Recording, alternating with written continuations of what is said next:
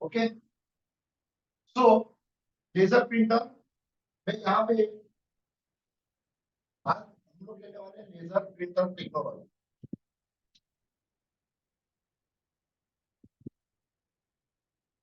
Okay, ये हमारा laser printer technology है। तो यहाँ पे लेजर प्रिंटर टेक्नोलॉजी के अंदर हम देखने वाले हैं कैनन 2900 प्रिंटर।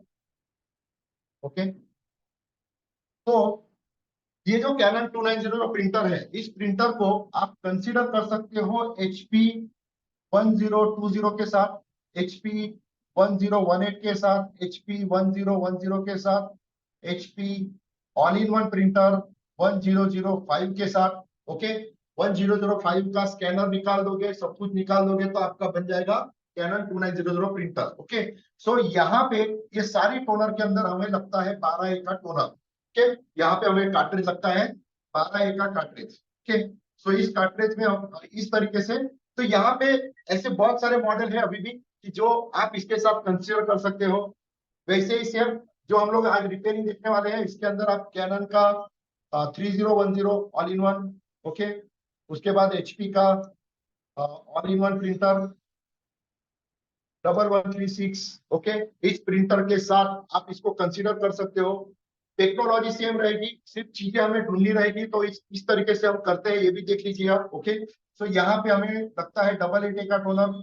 यहाँ पे आप HP 1007, ओके, HP 1008। ओके, ये सारे प्रिंटर जो होते हैं हमारे, ये इस तरीके से रिपेयरिंग के लिए सेम रहेंगे।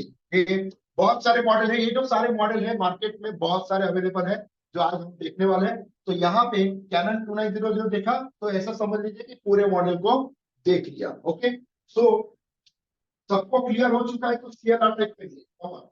सबको क्लियर हो चुका है तो CLR टाइप कीजिए, CLR। ओके,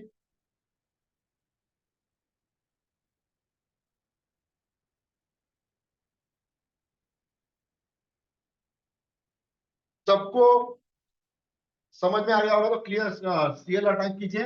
ओके, तो इस तरीके से हमारा ये प्रिंटर जो होता है, यहाँ पे इस प्रिंटर के साथ कंसीडर किया जाएगा। और बहुत सारे मॉडल है जैसे कि 126NW। ओके, 126NW है ना, जो लेटेस्ट में भी चल रहे हैं HP का और कैनन का। ऐसे बहुत सारे मॉडल है जो इसके साथ आप कंसीडर कर सकते हो। कोई भी प्रिंटर का स्कैनर यूनिट निकाल दिया तो आप इसको कोई भी मॉडल के साथ कंसीडर कर सकते हो। क्लियर? तो अब इस प्रिंटर के अंदर ये जो प्रिंटर होते हैं, इसमें क्या प्रॉब्लम आ सकते हैं, है ना। प्रॉब्लम इन जनरल कस्टमर को क्या क्या प्रॉब्लम आते हैं, तो हमें वही देखना है कि हमें कस्टमर के यहाँ पे जाते समय कौन से प्रॉब्लम कंसीडर करने को। क्लियर? तो उसमें से पहला प्रॉब्लम मैं ले रहा हूँ, वो है डेट। ओके, प्रिंटर बंद हो गया, इस तरीके से बोला जाता है कि प्रिंटर बंद हुआ है। ओके, उसके बाद सेकेंड प्रॉब्लम होता है हमारा paper not pickup. Paper not pickup, आपने देखा होगा कि बहुत जगह पे ऐसा बोला जाता है कि पेपर ही नहीं उठा रहा है ना। प्रिंटर कोई भी प्रिंटर हो, सदर का हो, कैनन का प्रिंटर हो, सैमसंग का हो, दूसरा हो। ओके, हर प्रिंटर के अंदर ये बताया जाता है कि पेपर पिकअप नहीं हो रहा है। ओके, तो पेपर उठाता ही नहीं, और उठाया तो दो दो तीन तीन साथ में उठाता है। ओके, ऐसा प्रॉब्लम आता है। तो ऐसे प्रॉब्लम होती है कि जहाँ पे पेपर उठाता नहीं, कभी कभी होता है कि भाई कभी कभी उठा लेता है, कभी कभी उसको देना पड़ता है ना, पेपर को देना पड़ता है, पेपर पुश करना पड़ता है तो लेता था, अब तो बिल्कुल नहीं उठा रहा है ना। तो ऐसा प्रॉब्लम आता है जहाँ पे पेपर उठा ही नहीं रहा है। उसके बाद होता है paper continue pickup. Paper continue pickup, अब देखिए इस प्रॉब्लम के अंदर क्या होता है कि यहाँ पे पेपर तीनों साथ में नहीं उठा रहे। यहाँ पे हो क्या रहा है, एक पेपर जा रहा है, वो अभी तक जा रहा है, तब तक दूसरा पेपर जा रहा है, वो अभी जा रहा है, तब तक तीसरा पेपर जा रहा है, और ट्रैफिक जाम, है ना, पेपर जाम। तो पेपर जाम की हमें उस वक्त एरर आती है, और इस तरीके से हमारा जो प्रॉब्लम होता है वो पेपर कंटिन्यू पिकअप का होता है। कंटिन्यू पिकअप मीन्स एक जा रहा है, उसके पीछे दूसरा भी जा रहा है, उसके पीछे तीसरा भी जा रहा है, इसको हम बोलेंगे कंटिन्यू पिकअप का प्रॉब्लम, पेपर पिकअप का प्रॉब्लम। उसके बाद हमारा यहाँ पे एक जनरल प्रॉब्लम आता है, वो है पेपर जाम। अब देखिए पेपर जाम जो है ना, हमारे इस प्रिंटर के अंदर पेपर जाम होने का जो प्रॉब्लम है वो बहुत अलग अलग तरीके से है। जबकि पेपर अंदर जाता है तब जाम होता है, उसके बाद पेपर फ्यूजर में जाता है, एंट्रेंस होता है तब जाम होता है, कभी कभी पेपर आधा निकलता है और जाम होता है ना, और कभी कभी पेपर निकलने लगता है, बाहर आने लगता है तब जाम होता है। ओके, तो एंट्रेंस में जाम होता है, मिडल एंड में जाम होता है, और जब आउट होता है तब जाम होता है। तो ऐसे डिफरेंट टाइप ऑफ हमारे प्रॉब्लम होते हैं जहां पे ये प्रॉब्लम हमें फेस करने पड़ते हैं। ओके, तो पेपर जाम के बहुत सारे रीजन है, तो ये क्या क्या रीजन हो सकता है इसके बारे में हम देखने वाले हैं। जहां पे बहुत ही इंपॉर्टेंट पार्ट है वो है फ्यूजर असेंबली। ओके, सो फ्यूजर असेंबली हम देखेंगे उसके लिए। उसके बाद हमारा अगला जो प्रॉब्लम होता है वो होता है ब्लैंक प्रिंटिंग। ओके, बिल्कुल कोरी पेज आती है। Okay, blank print. उसके बाद दूसरा होता है initialization, initialize, continue initialize, okay continue, और नॉट इनिशियलाइज। देखिए इनिशियलाइज कंटिन्यू होता है। अब देखो कभी कभी क्या होता है, प्रिंटर आप चालू करते हो, है ना, जब प्रिंटर स्टार्ट करते हो तो कुछ भी नहीं करता है। ओके, आपकी मतलब जो बूम बूम बूम बूम करने की जो आवाज आती है वो नहीं आती है ना, जो इनिशियल करता है। कल हमने देखा डॉक्टर प्रिंटर के अंदर वो इनिशियल कर रहा था, है ना, कल के डॉक्टर प्रिंटर में जैसे वो इनिशियल कर रहा था। आप इसको हेड को कहीं भी रखो, वो इनिशियल करके अपनी जगह पे आ रहा है। वैसे ही लेजर प्रिंटर क्या करता है, कंटिन्यू अलाइनमेंट करता है और उसके बाद आपको प्रिंट लाइट देता है, बरोबर, अपने आप को पूरा तैयार करता है प्रिंटर प्रिंट करने के लिए, पूरा रेडी होता है, जिसको बोलते हैं हम लोग इनिशियलाइजेशन। तो यहाँ पे क्या हो रहा है, प्रिंटर चालू किया, कोई एक्टिविटी नहीं, ठीक, आपको लाइट जल जाएगी, मतलब रेड लाइट ब्लिंक करने लगेगी, तो यहाँ पे इनिशियलाइज का प्रॉब्लम आएगा। कंटिन्यू इनिशियलाइज मींस वो लगातार, हाँ वो 5 मिनट हो गया, रोज 30 सेकंड के अंदर वो इनिशियल होता था, आगे पीछे घूम के चालू करता था। आज क्या हो रहा है, वो कंटिन्यू इनिशियलाइज हो रहा है, ठीक, रुक ही नहीं रहा है। मैं बटन बंद करूं तभी वो रुकेगा, वापस चालू करूं तो वही पोजीशन। हाँ, तो ऐसे समय पे हमें क्या करना चाहिए। उसके बाद ब्लैंक प्रिंटिंग, ब्लैंक प्रिंटिंग एक भी डॉट नहीं आता है। ओके, पूरा पेपर जैसे गया वैसे का वैसे बाहर आता है, that is the blank printing. उसके बाद हम देखने वाले हैं यहाँ पे earthing related problem.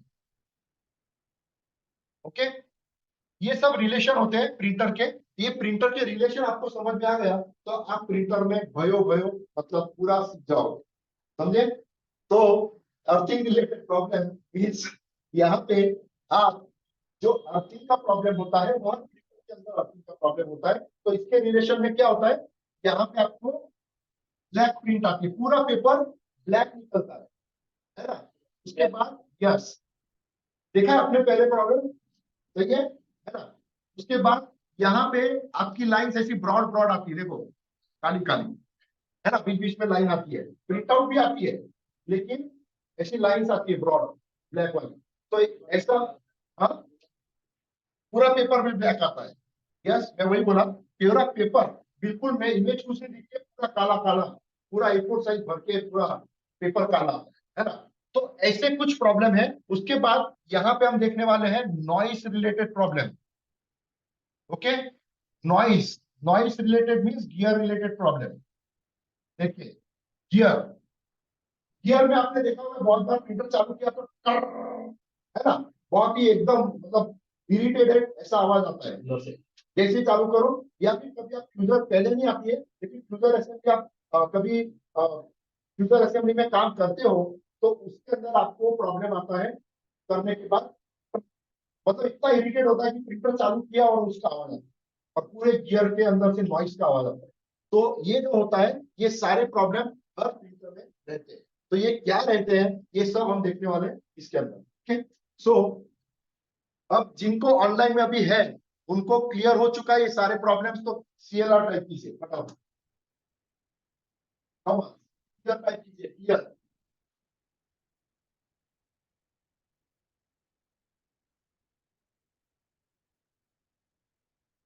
Okay, very nice. तो ये सारे प्रॉब्लम्स हम लोग अभी यहाँ पे देखने वाले हैं। तो ये हमारा जो कैनन का प्रिंटर है,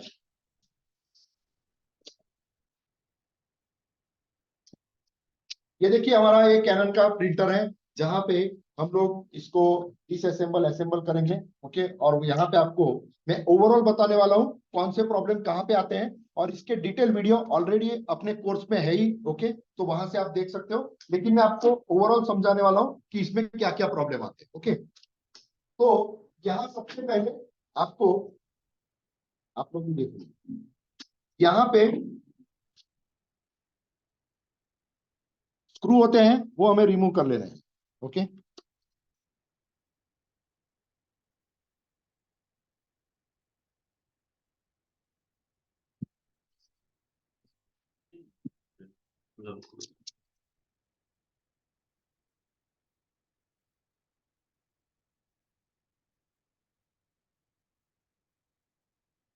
ओके, अब देखिए ये जो होता है यहाँ पे, ये हमारा लॉक होता है, जिसे हमें यहाँ से निकालना पड़ेगा। इसको पुश करोगे, सिर्फ नीचे से उठाओगे, ऐसा माइनस वगैरह लेके इसको उठाओगे तो ये यहाँ पे निकलेगा। ओके, अब आपको पीछे यदि दो स्क्रू लगे होंगे तो उसको निकालने पड़ेंगे। ओके, पीछे के दो स्क्रू पहले निकालना है। ओके,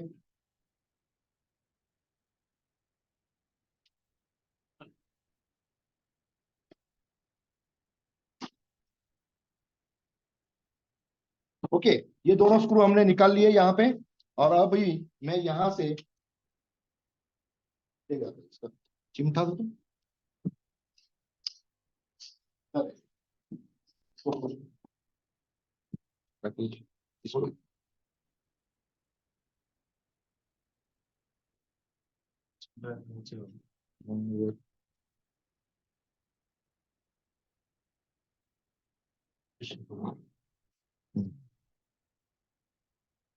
ओके, तो यहाँ पे देखिए, इसको मैं यहाँ से उठाता हूँ। ओके, तो पहले हमें ये साइड के जो हमारे लेफ्ट राइट होते हैं इसको निकाल दो, तो आपकी बॉडी लूज हो जाएगी।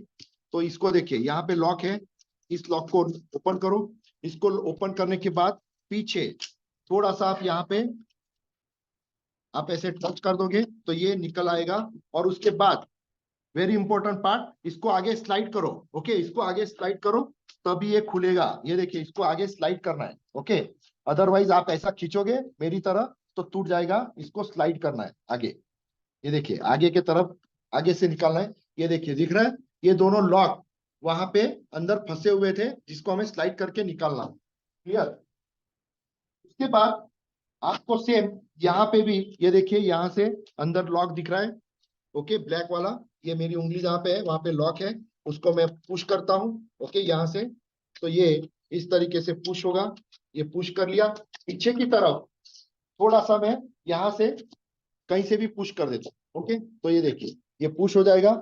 और नीचे की तरफ जब भी आपका जो सर्विस टेबल होता है ना, उसको आप कभी भी इस तरीके से आधा रखो। ओके, प्रिंटर को थोड़ा सा बाहर रखो, ताकि आप यहाँ पे उंगली डाल सकते हो या फिर स्क्रू ड्राइवर डाल सकते हो, और इस तरीके से आप इसको स्लाइड कर सकते हो, और इसको भी आपको आगे की तरफ स्लाइड करना है। ओके, अब ये निकलने के बाद आपको यहाँ पे, ये जो हमारा स्क्रू निकालने के बाद हमारा ये कवर भी यहाँ से लूज हो जाएगा, तो ये भी निकल जाएगा। ये निकाल दिया। तो दोस्तों, यहाँ पे हमारा ये आगे का फ्रंट कवर भी यहाँ पे लॉक होता है, ये इसको निकाल दो। उसके बाद नीचे यहाँ पे लॉक होता है। ओके, ये लॉक निकालना है इधर, ये देखिए, ये वाला लॉक। उसके बाद सेम लॉक यहाँ पे होता है। ओके, सेम होता है, वो उधर जैसे है वैसे इधर भी होता है, तो इसको भी निकाल लो। ये निकालने के बाद आपका कवर निकल जाएगा। ओके, अब देखिए, यहाँ पे जो आपका पहला प्रॉब्लम होता है वो होता है यहाँ पे पेपर पिकअप प्रॉब्लम। ओके, पहला क्या होता है? पेपर नॉट पिकअप, बिल्कुल पेपर नहीं उठा रहा है, पेपर नहीं उठा रहा है। तो सबसे पहले हमें क्या करना है, ये जो रोलर है, इस रोलर को, इस रोलर को यहाँ से आप बदल सकते हैं। ये देखिए, इस रोलर को, ये रोलर जो होता है हमारा, इस रोलर को आप चेंज कर दो, तो आपका पेपर पिकअप का प्रॉब्लम सॉल्व हो जाएगा। अभी इसमें होता क्या है कि जब आप देखो, मैं इसको निकालता हूं, तो यहाँ पे निकालने के लिए इसको सिर्फ ऐसे पुश करो। पुश करने के बाद आपका ये रोलर निकल आएगा। तो ये जो रोलर होता है, ये रोलर यहाँ पे थोड़ा सा मतलब क्या बोलते हैं उसको हम लोग, चिकना नहीं होना चाहिए। ओके, ये चिकना हो गया तो पेपर नहीं उठाएगा। ये थोड़ा सा ये होना चाहिए, मतलब रफ होना चाहिए। ओके, तो ये रफ होना चाहिए, ये जैसे अभी रफ आपको दिख रहा है। ओके, तो इस तरीके से वो रफ होना चाहिए। ओके, तो ये पिकअप रोलर आप चेंज कर दोगे, यदि वो एकदम सपाट हो चुका है, बहुत ही घिसा हुआ होगा, तो आप इसको रिप्लेस कर दोगे, तो आपका प्रॉब्लम सॉल्व हो जाएगा, पेपर पिकअप करना चालू कर देगा। ओके, उसके बाद कंटिन्यू पिकअप का प्रॉब्लम आता है। तो कंटिन्यू पिकअप का जब प्रॉब्लम आता है,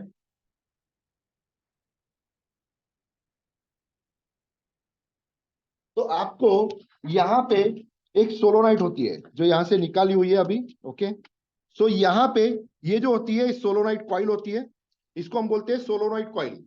ओके, ये कॉइल यहाँ पे इस तरीके से लगी हुई होती है। बहुत ही इंपॉर्टेंट टास्क है अभी ये वाला।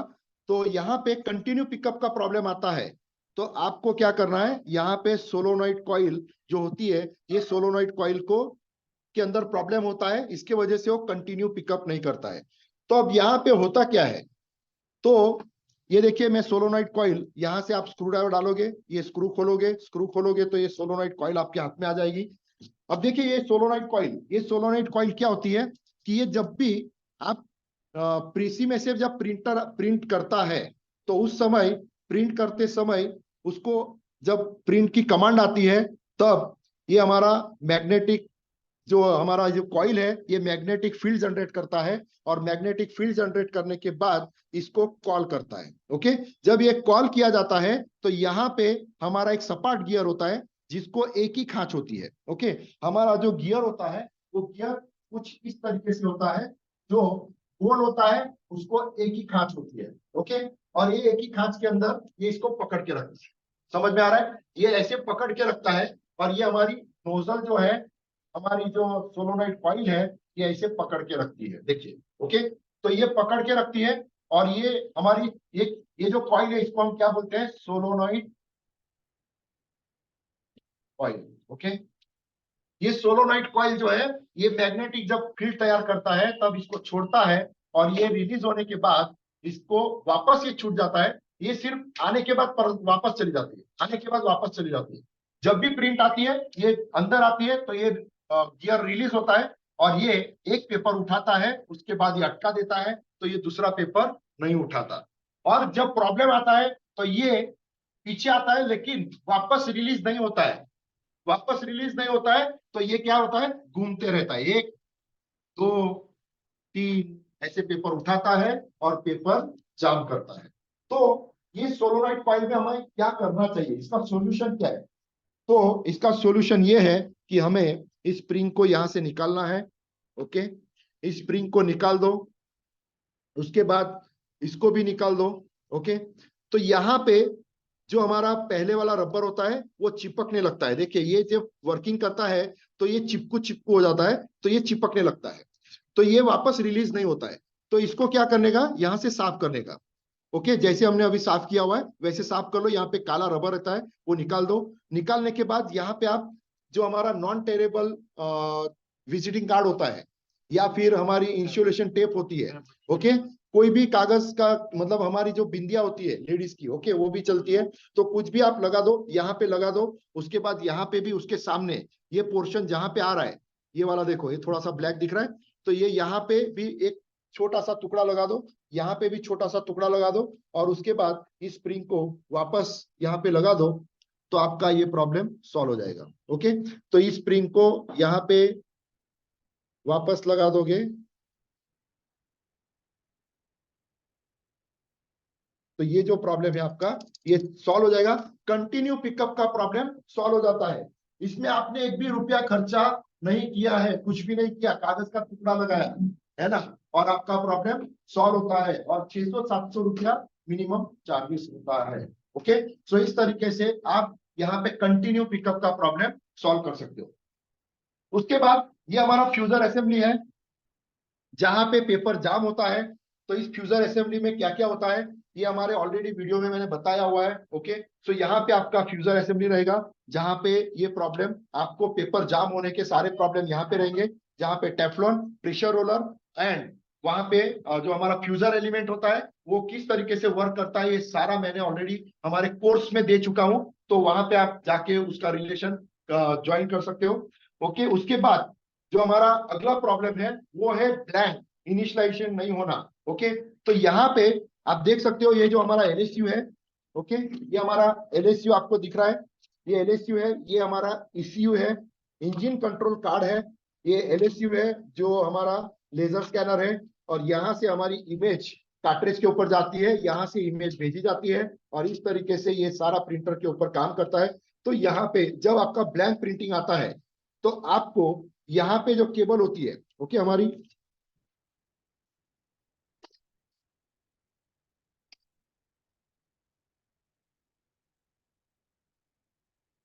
तो ये केबल जो होती है ये अभी अंदर है। ओके, मैं निकाल लेता हूँ उसको।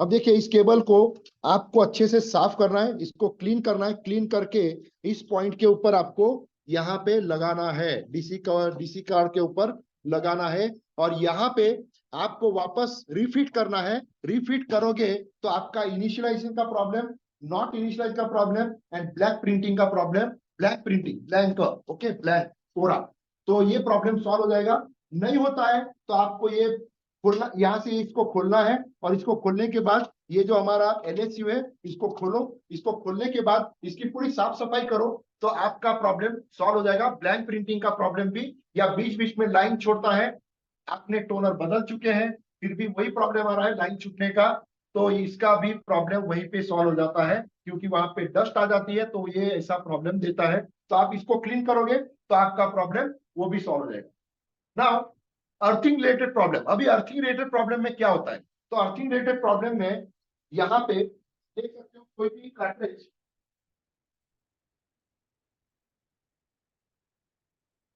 आप देख सकते हो कोई भी कार्ट्रिज जो हमारा स्टील होता है बाहर के तरफ, ये कार्ट्रिज का एक अर्थिंग रिलेशन होता है। ओके, सारे स्टील जो होते हैं इसका एक अर्थिंग रिलेशन होता है। जब हमारी टोनर प्रिंटर के अंदर जाती है तो ये देखो यहाँ पे जो दिख रहा है आपको, ये स्टील का जो पोर्शन दिख रहा है यहाँ पे, ओके, तो ये वाला, ये और ये, तो ये जो होता है इसके साथ में वो टच होता है, और ये उसके साथ में टच होता है, और टच होना बहुत जरूरी है। तो जब आपको ब्लैंक प्रिंटिंग का problem, black sorry, okay, black printing का प्रॉब्लम आता है तो इसको क्लीन कर लो, इसको अच्छे से आईपी से साफ कर लो। आईपी से साफ करने के बाद वो पॉइंट को भी आपको यहाँ पे आईपी से ऐसे ऐसे साफ कर लेना है, और उसके बाद ये प्रॉब्लम आपका अर्थिंग रिलेटेड ब्लैक प्रिंटिंग का प्रॉब्लम सॉल्व हो जाएगा। नहीं होता है तो आपको ये डीसी बोर्ड ओपन करना है। ओके, ये बोर्ड ओपन करना है, इस बोर्ड के पीछे ये जो कनेक्शन जहां पे बनता है अंदर से बाहर आया है, तो ये यहाँ पे स्प्रिंग होती है, उस स्प्रिंग को भी साफ कर लो। यहाँ पे भी आपकी टोनर पाउडर पड़ी रहती है तो इसकी वजह से डस्ट आती है, तो इसको भी क्लीन कर लो, आपका ये प्रॉब्लम सॉल्व हो जाएगा। नाउ कितने लोगों को क्लियर हो रहा है, क्लियर टाइप कीजिए फास्ट, कितने लोगों को क्लियर हो रहा है, yes come on. Laser printer technology के बारे में इनको भी क्लियर हो रहा है, स्केल अप टाइप कीजिए, यस।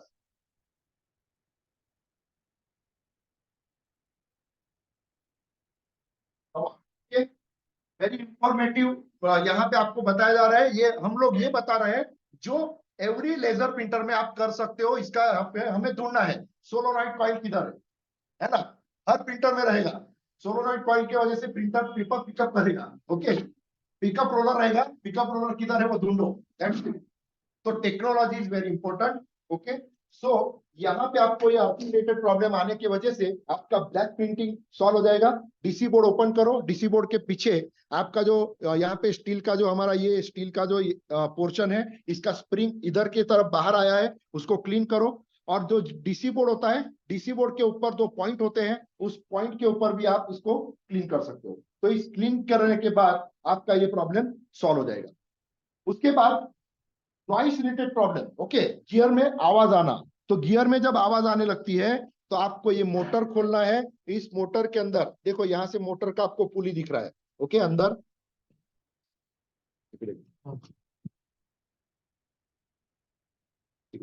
हाँ, ये पुली यहाँ पे आपको दिख रही है। ओके, सो ये पुली जो होती है, तो ये पुली जो होती है, इस मोटर को हमें खोलना है और इस मोटर की पुली को हम चेंज कर सकते हैं। 70 रुपीज की पुली मिलती है, बदल सकते हैं। लोग मोटर बदलते हैं डायरेक्ट, तो हम लोग पुली भी बदलते हैं। पुली कैसे बदलनी है ये मैंने छोटा सा वीडियो बना के ऑलरेडी दिया हुआ है। तो पुली कैसे बदलते हैं ये भी मैं आपको भेजने वाला हूँ। तो how to replace the pulley, इसके बारे में भी आपको बताने वाला हूँ, जिसके हमारा एक छोटा सा यूनिट है, जिसकी वजह से हम लोग इसको निकाल सकते हैं और 2 मिनट के अंदर उसको हम लोग बदल सकते हैं। ओके, तो ये भी आपको सॉल्यूशन यहाँ पे मिल जाएगा। तो इस तरीके से यहाँ पे और जनरल कुछ प्रॉब्लम होते हैं, जो कि एक प्रॉब्लम होता है, देखो एक प्रॉब्लम होता है कि टोनर नॉट डिटेक्टेड, है ना, टोनर नॉट डिटेक्ट, टोनर अंदर होता है लेकिन no toner cartridge inside. Okay, या फिर नो टोनर कार्ट्रेज, ऐसा एरर आता है। टोनर आपकी अंदर ही होती है, ओके, फिर भी एरर आती है no toner inside. Okay, toner आपकी अंदर ही होती है, फिर भी आपको एरर आती है नो टोनर इनसाइड। तो उस समय हमें क्या करना है, ये देखिए। अब देखिए यहाँ पे, ये जैसे ही मैं अंदर से कुछ कर रहा हूँ, देखो अंदर से, तो ये पूरा सेंसर यहाँ पे हिल रहा है। मतलब जब टोनर आता है अंदर, है ना, ये जो गैप में से मैं हाथ डाल रहा हूँ अभी, तो यहाँ से जब मैं ऐसे अंदर डाल रहा हूँ, तो मैं इसको जब टच कर रहा हूँ तो टोनर भी आती है। तो टोनर यहाँ पे टच होती है तो ये सेंसर में से वो बाहर आती है। तो यहाँ पे होता क्या है कि टोनर आने के बाद ये सेंसर वर्क करना चाहिए। तो यहाँ पे कभी कभी बहुत बार क्या होता है कि आपका ये यहां से निकल चुका रहता है, इस तरीके से। ये देखिए, ये जैसे उठा है, अब ये उठ गया है, निकल गया है, तो ये वर्किंग नहीं करेगा। और बार बार आप टोनर कितने भी जोर से अंदर से मारोगे तो भी यहाँ पे एक एरर आती है, नो टोनर कार्ट्रेज, है ना। फिर आप 2-3 बार करते हो, जोर जोर से झटके मारते हो, फिर भी नहीं होता है, तो आपको ये पीछे से इसको ओपन करना है, इसको फिट कर देना है। या फिर कभी कभी होता है कि टोनर पाउडर जो होती है यहाँ पे बहुत बार आने के बाद ये कड़क हो जाता है, तो ये वर्किंग नहीं करता है अच्छे से। ओके, तो यहाँ पे WD मार दो, WD मार के थोड़ा जोर जोर से झटक दो, यहाँ से भी थोड़ा सा ब्रश वगैरह लगा के घुमा दो, इस सेंसर को थोड़ा साफ कर लो, तो आपका टोनर कार्ट्रिज का प्रॉब्लम क्लियर हो जाएगा। Very simple. देखिए बहुत बार हमें बहुत सारी चीजें बदलनी नहीं होती है, फिर भी प्रॉब्लम सॉल्व होते हैं लेजर प्रिंटर के अंदर। यही टेक्नोलॉजी होती है। यदि हमें पता चल जाए कि ये क्या टेक्नोलॉजी होती है, तो आप इस प्रिंटर में बहुत कुछ कर सकते हो। तो इस तरीके से बहुत सारे लेजर प्रिंटर में आप इस तरीके से इसको सॉल्व कर सकते हो। तो कितने लोगों को लगता है कि सर अमेजिंग, बहुत नाइस इंफॉर्मेशन, लगता है तो थैंक यू, थैंक यू। तो लगता है तो नाइस इंफॉर्मेशन टाइप कर दीजिए, nice nice nice nice, thank you very much. बहुत सारे लोगों ने लाइव, जो लाइव थे अभी, उन्होंने भी यहाँ पे amazing, nice nice, vast, thank you everyone. इसका रिकॉर्डिंग मैं आपको भेजने वाला हूँ। यस, तो thank you, goodbye everyone. अभी हम लोगों का आगे का पूरा दिन का सेशन चलेगा।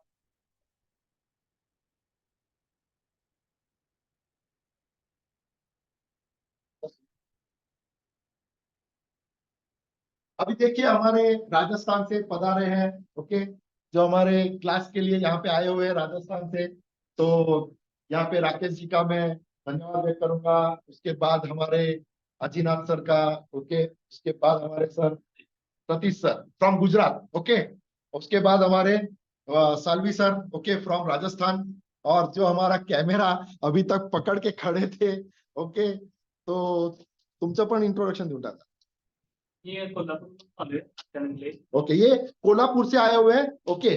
सो जिन्होंने अभी तक आपको कैमरा पकड़ के कैप्चरिंग किया और ये सब कुछ आपके तरफ पहुंचाया, so thank you very much once again, thank you, धन्यवाद।